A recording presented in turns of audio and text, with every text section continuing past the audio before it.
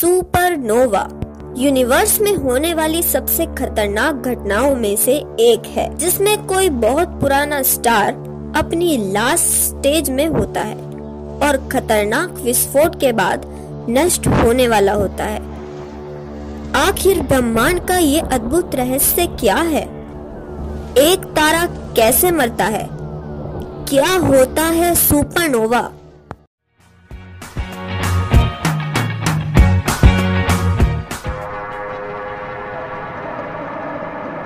Hello दोस्तों, welcome to my channel education and craft.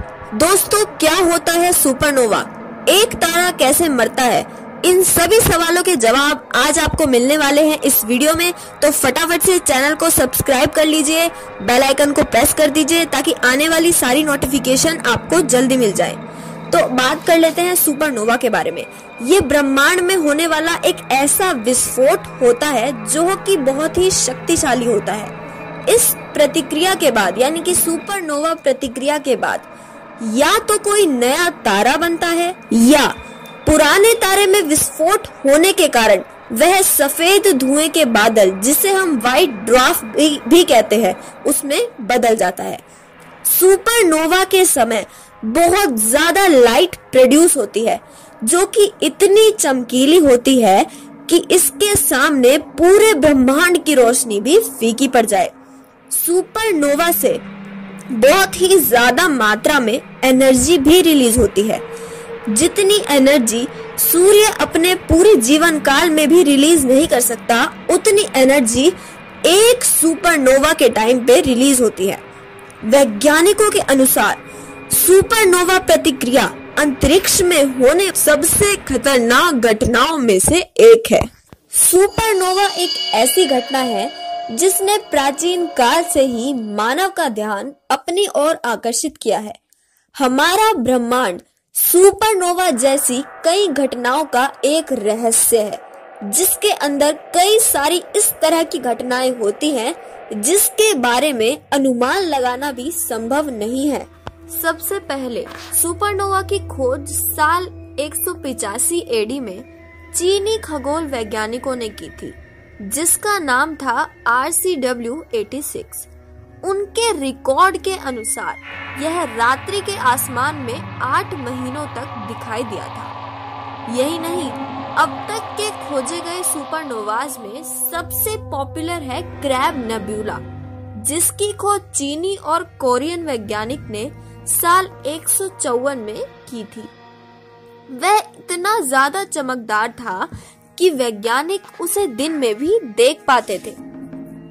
Supernova से जुड़े कई सबूत हमें प्राचीन काल में भी मिलते हैं।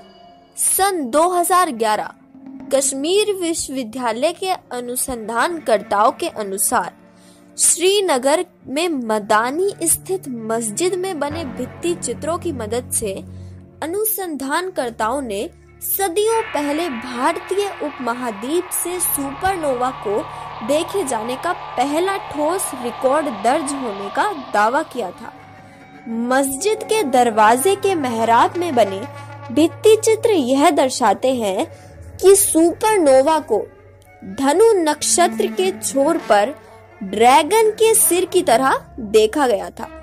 जर्मनी की एक खगोलीय पत्रिका के अनुसार हालांकि मूल भित्ति चित्र अब मिट चुका है, लेकिन उसके बारे में वर्णन अभी भी मौजूद है और इसका प्रतिरूप कश्मीर विश्वविद्यालय के मध्य एशियाई अध्ययन विभाग में स्थित है।